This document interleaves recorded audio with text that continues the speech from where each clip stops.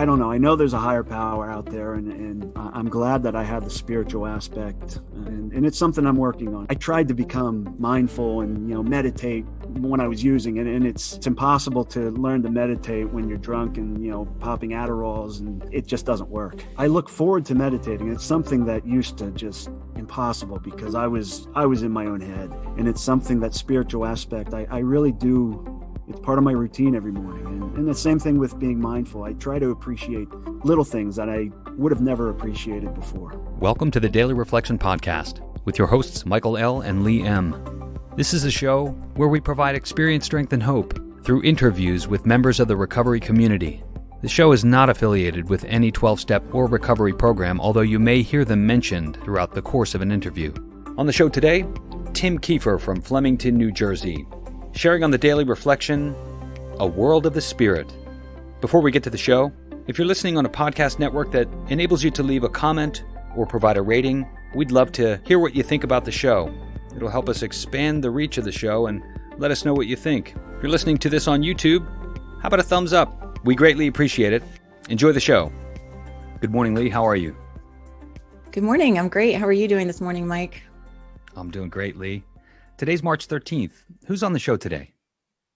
So very excited. Today we have Tim K from Flemington, New Jersey joining us this morning, and he's going to talk to us about the daily reflection entitled A World Spirit. Oh, fantastic. Well, Tim, welcome to the podcast. It's great to have you on the show. Thanks for having me on your show. I'm excited. Outstanding. So, Tim, tell us a little bit about yourself. When did you get sober and where are you from? I originally grew up in Pennsylvania, but moved to New Jersey, and I've been sober since October 21st, 2019. Fantastic. Well, we start the show in the same way every day. We ask the guest to read the daily reflection for the day. Would you help us get started? I'd love to. March 13th, A World of the Spirit. We have entered the world of the Spirit. Our next function is to grow to understanding and effectiveness. This is not an overnight matter. It should continue for our lifetime. That's from the Big Book, page 84. The word entered and the phrase entered into the world of the Spirit are very significant. They imply action, a beginning, getting into, a prerequisite to maintaining my spiritual growth, the Spirit being the immaterial part of me. Barriers to my spiritual growth are self-centeredness and a materialistic focus on worldly things. Spirituality means devotion to spiritual rather than worldly things. It means obedience to God's will for me. I understand spiritual things to be unconditional love, joy, patience, kindness, goodness, faithfulness, self-control, and humility. Anytime I allow selfishness, dishonesty, resentment, and fear to be a part of me, I block out spiritual things. As I maintain my sobriety, growing spiritually becomes a lifelong process. My goal is spiritual growth, accepting that I'll never have spiritual perfection. Wow, that's a lot. What do you think of that, Tim, as you read it? What? It's funny because there was a time, certainly, when I was actively drinking, and then early in recovery, where I would have hated this reading. I mean, I absolutely hated it because I didn't know what spirituality meant. I kind of misunderstood it, I guess, for organized religion. And I'm getting to the point where I kind of look at spirituality and my higher power in the same sense. And I know today that I have a higher power who's showing me how to be more spiritual. I love the words in there because I think of spirituality as being mindful as well, even gratitude, because gratitude is, a word I never even used before entering the program. And it's nice, having that sense of spirituality that comes from my higher power, because I didn't have that for a long time. I wouldn't say I was ever spiritual. I always believed that there was a higher power, but I hated that higher power, if I'm being quite honest. And I don't feel that way today. It's interesting. So how did you come to hate your higher power? I mean, I look back, it probably started in my, late teens, probably 17 years of age. And then, I had my best friend died in his sleep. And that was my first sense of loss. Um, I had another good friend of mine who committed suicide, and another friend of mine who drowned, all in a 5-year time frame. And you know, my wife and I lost a baby a little bit over, about 11, 12 years ago. And it just was, I was wondering, why was this happening? I really did. And it got me to the point where I wasn't an atheist. I believed that there was a God. I just felt that the God was vengeful and just didn't care. And it bothered me. And again, these were things that I never dealt with until really quite recently. But that's where I just did not like God. I did not like a higher power. I didn't have that, certainly not a fondness for it. And that's kind of where I was at. I just did not. I felt that I was getting shortchanged, if you will. I just things weren't fair. And again, life isn't fair. I know that, but it was especially after my wife and I lost the baby. I just was like, that was it. I was done with God. That's a lot of loss for a young person to have to contend with. I'm sorry for your losses. No, thank you. It's something I never dealt with, and honestly, I didn't start dealing with until when I went into rehab, and really got to spend a lot of good quality time with my therapist. And because my family growing up, we didn't talk about anything of substance. There was no substance. And I went through those things, but I essentially went through them on my own. And I would never recommend that for anybody, but I never handled the deaths. And even with my wife and I never handled that. I kind of put it away. And then eventually I started drinking it away, because that was the easiest way to feel better in my mind. Did you drink alcoholically before all of that? Or do you think that that's kind of what precipitated your alcoholic drinking? That's a good question. I didn't start drinking until maybe 18 or 19.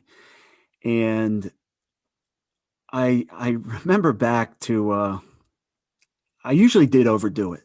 I mean, probably a lot of in 1920, and then into college, certainly a lot of blackouts.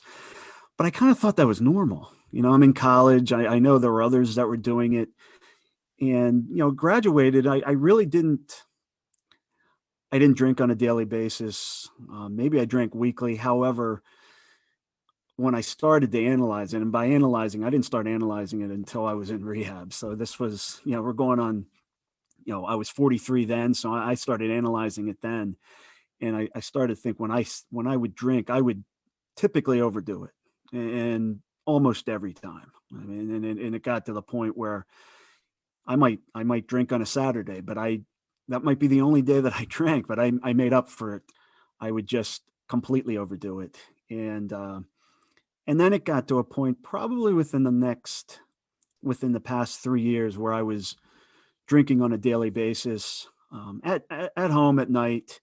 But I was drinking every single night, which, in all fairness, honestly, I thought was normal. I really did. And I remember being in the psychiatric ward at the hospital, and the nurse had asked, she goes, "How much do you drink?" And I said, "I have a couple beers or more every night." She goes, "You realize that's not normal?" And I said, "No." I said, "I thought it was. I really didn't think it was abnormal." And it kind of brings me back to that spirituality and higher power, because once I ended up going down to Florida rehab, I was able to realize that I was an alcoholic, because I wasn't, maybe there was a bit of a denial, but I had my own mindset of what an alcoholic was, and I didn't fit that. It was a stereotype in my mind of what an alcoholic was, and that wasn't me. So do you think that people are born alcoholics, or do you think you maybe drank yourself into a state where there was no going back? Well, that's a tough one. In terms of the medical aspect, I'm not sure. I don't think I was born. I mean, it does run in my father's family. My grandfather, who is probably the only person in my 44 years of existence that I truly feared. He was physically, emotionally abusive, especially towards my grandmother. And he was an alcoholic, and that's kind of where that's where my experience with alcoholism was. I would say I don't think I was born that way. I just think I got to the point where I was so depressed and so anxious that this was the only thing that was making me feel better. And obviously, looking at it now, it it made me feel worse. But at the time, I was self-medicating. That's really what I was doing. So I don't know if I was born an alcoholic, because it really started to amplify within the last 3 or 4 years. But my depression, anxiety has always been an issue, which, interestingly enough, now that I've been in the program, that's no longer an issue. Honestly, it's funny how it works. So I don't know in terms of that, which came first, the drinking, the anxiety, depression, who knows? But I know the drinking didn't help matters. Yeah, they certainly travel together for sure. And I think what you referred to was kind of latent potential alcoholism.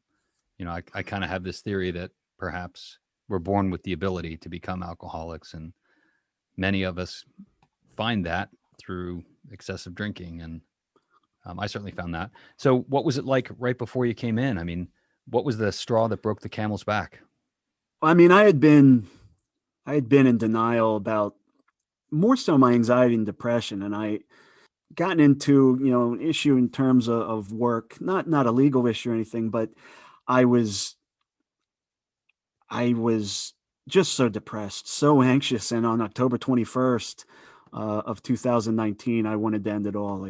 I did not want to live, and thank God that because I was going to see a lawyer about something. Unfortunately, my wife drove with me. She drove me, because had I driven myself that day, I had a plan to take my car, swallow a bunch of pills, and end it. And I remember everybody in the hospital, because I must have had 20, 30 people come in and evaluate me, and they asked in terms of how did I feel, and the only word that came out was hopeless. I felt hopeless, and it's the worst feeling in the world. It really is. And that brought me into the psychiatric ward of the medical center for 8 days, which then brought me to a rehab center down in South Florida for 2 months, which was the best thing that ever happened to me. So I'm curious, how did you get from hopeless to a state now where you seem to have a lot of hope? I think finally admitting everything, admitting that I was an alcoholic, that, my mental health had completely deteriorated, and finally starting to self-reflect and talk about the things everything, I mean, that had been built up, because I hadn't spoken about anything. I was like, the bottle, and finally pull off the cork. And I started to talk about things. And I really do think that the night that I admitted that I was an alcoholic, it was just a huge weight off my shoulders, because it wasn't something I thought. I was going down to rehab because I was anxious and depressed. And that was part of the reason. But, and everybody would ask, why are you here? And I would tell them that because, one, I like I said before, I had in my mind what an alcoholic was. I didn't fit that. And two, maybe not the denial aspect, but although I knew nothing about Alcoholics Anonymous, I knew enough that if I say I'm an alcoholic, that means I have to stop drinking forever. And that was the only thing that was making me feel better. That's what I was thinking. So spending time with my therapist down in rehab, who, she literally and figuratively saved my life, really got me to open up, to talk about things that I have never talked about in my life. And it got to the point where I felt good about leaving the facility. It was funny because everybody there wanted to go. I kept hearing, I'm good. When do I get to go home? And I went to my therapist and I was like, I must not be getting it because I'm not good. And I'm not ready to go. And, I put it in her hands. I said, when you think I'm ready, I'll go back home. And I did not anticipate joining Alcoholics Anonymous. Because I thought I had stereotypes of AA, what it was. And all of those stereotypes were wrong. Just like all the stereotypes I had about an alcoholic were wrong. It's amazing how we almost take ourselves to the grave, refusing to talk, like just refusing to openly share honestly where we are. And it's this crazy paradox that the thing we're most afraid of turns out to be the thing that, liberates us. Like when we can finally share honestly, we get the help and we find community and support. So what was it like as you came into Alcoholics Anonymous? What was the experience like of opening up to those folks? It's funny because I did go to a couple meetings while I was down in Florida, and the one meeting we would go to was a big one. It was about 200 people. And I remember speaking at that meeting when I was not my story, but I volunteered to share something, and I was so anxious. I was so scared. But that was kind of like the Band-Aid being ripped off. And when I came home, I was trying to find a meeting, a spot. And it's funny because first meeting I went to was in Clinton, New Jersey. And I was aimlessly wandering. I didn't even know which door to go in. And finally a guy came out, and he goes, "Hey, you can come in with me." And ended up being my sponsor. And once I found that meeting, he told me about another one that I was joined as my home group. And I'm fortunate. I'm grateful that I was able to go to those live meetings, because I did do the probably more than 90 and 90, which I never thought was possible. They told me you do 90 and 90. I was like, that's not even possible, but certainly it was. And I'm grateful that I did that. But just coming into the rooms and realizing that, just feeling so welcomed. I've never experienced that. Everybody, it's a program that everybody roots for each other. And you might not be friends with everybody. And I certainly am not friends with everyone, but I root for everybody. And having that sense of belonging it was amazing. It still is amazing. I started, in a home group in Flemington, and now most of my time is spent in essentially a home group on Zoom, where I've met just fantastic people. And I've really built up my network. My therapist, first job she gave me was, you have to build a network. You have to go ask for numbers. And I thought that was weird at the time, going up and asking people for their numbers. But now my network is extensive, and I'm very fortunate that I have so many people in my phone that I can call, and I know that they care, and I know that they get it. And, I have people that call me, which is also great. So I am grateful. Grateful is the key word for me. Gratitude. That's fantastic. And I'm thinking about the daily reflection and all of the mention of spirituality and God's will. And we're in the month of March. So tell me a little bit about step 3 for you. What does that look like now? Made a decision, turn our will and our lives over to the care of God as we understood him. I love the aspect of as we understand. That's my favorite part, because that was my hesitancy with joining AA, because I thought it was all organized religion. Again, I was completely wrong, but this was liberating. When I worked through step 3 with my sponsor, it's liberating to turn things over to a higher power that I know, has the wheel. Now I have to do the work. Certainly, I can't just let my higher power do everything, but it's kind of nice knowing that someone's looking out for me, which that's been the best part. And again, with the spirituality, higher power aspect, I still can't define it. But I know what it is. I know that it exists. I've seen it in terms of everything, the way that things are working out. There are no coincidences, whether it's, I got the perfect therapist down in rehab, the perfect roommate for me. My sponsor is ideal for me, and my group, the group that my home group is, I don't know. I know there's a higher power out there, and I'm glad that I have the spiritual aspect, and it's something I'm working on. I used to I tried to become mindful and, meditate when I was using it. And it's probably a shock, but it's impossible to learn to meditate when you're drunk and, popping Adderalls, and it just doesn't work. And I look forward to meditating. It's something that used to just, I thought was impossible because I was in my own head. And it's something, that spiritual aspect, I really do. It's part of my routine every morning. And the same thing with being mindful. I try to appreciate little things that I would have never appreciated before. It's funny how we try to conceptualize things that we have no conception of when we're out there drinking. Like we try to conceptualize what serenity and peace and mindfulness and all that is, and when we have zero of that, but then we get into AA and we start working the steps and we start getting a little inkling of it, then we can start exploring it more. So it sounds like that's what you're saying. So in the daily reflection, it says, anytime I allow selfishness, dishonesty, resentment, and fear to be a part of me, I'm blocking out spiritual things. Does that still show up for you today? And how do you work through that? Those things? It does. Certainly those things do show up. I mean, I would love to say they don't, but they do show up. I think the difference is now I recognize them and now I care to actually fix them. I had those flaws before. I just never did anything about it. I didn't care about them. Now, if I find myself getting impatient, I catch myself. And again, I would be nice to catch myself before it happens. And sometimes I do, sometimes I don't.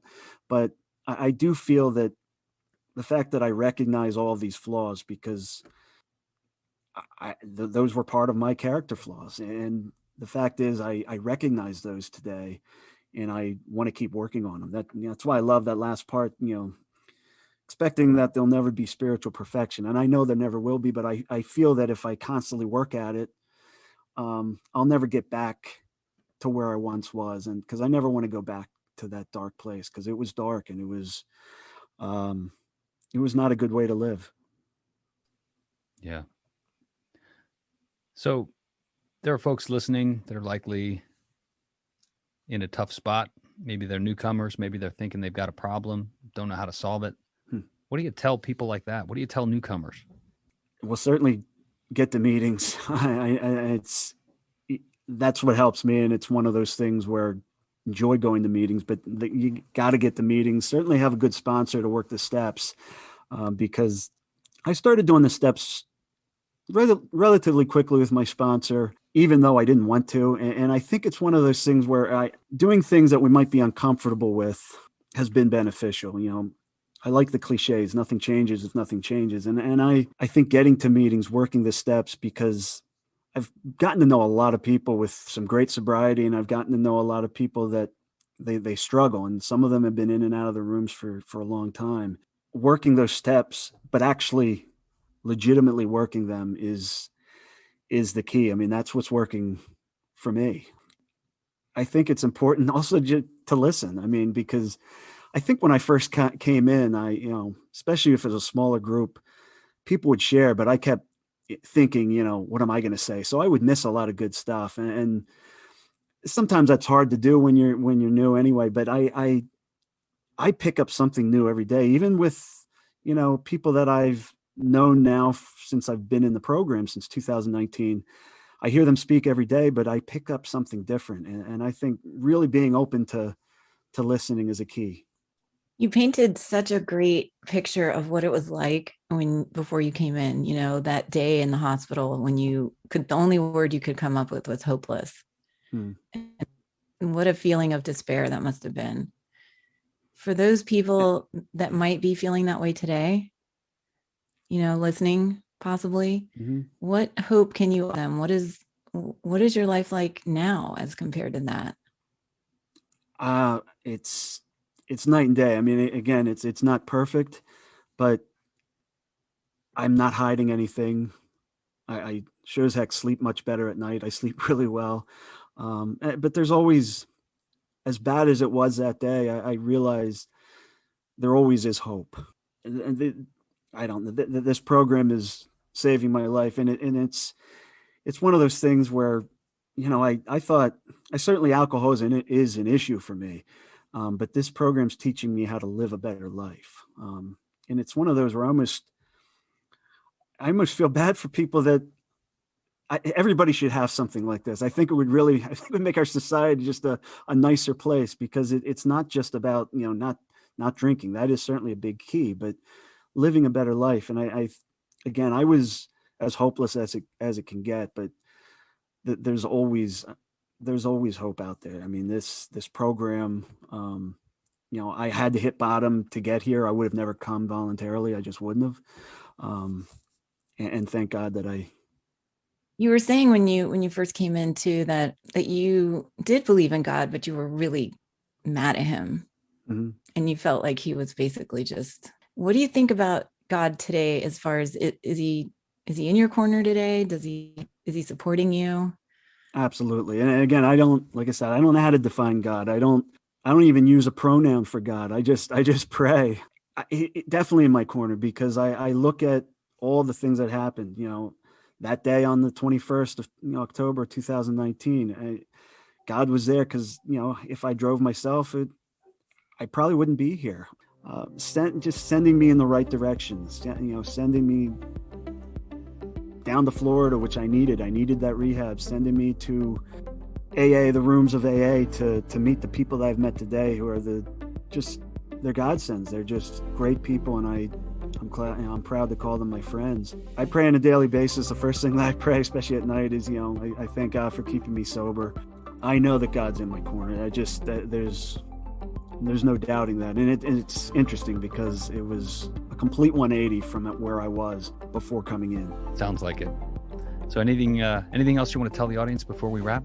I'm just grateful. You hear me use that term gratitude, which I don't know if I ever used that term once before I came into the program, but anybody that is struggling, these programs, they save lives. And it's allowing me to live a better life, where I don't have to lie, where I don't have to make a fool out of myself, where I can just be happy. And I feel like I'm starting new. When I came into the program, I feel like I'm starting fresh again.